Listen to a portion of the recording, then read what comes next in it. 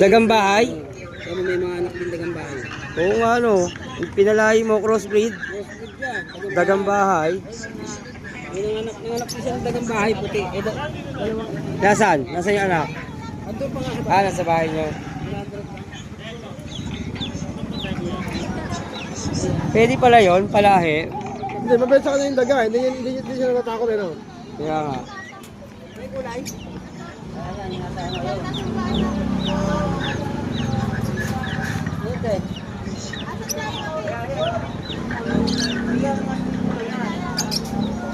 May kulungan.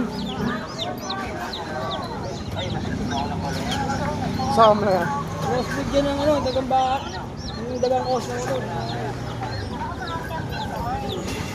Paano yung pilay na yun? Mabibili pa ba yun, yung pilay? Hindi, no? Hindi na yun, no? Kaya may biniling pa kayo sa'yo.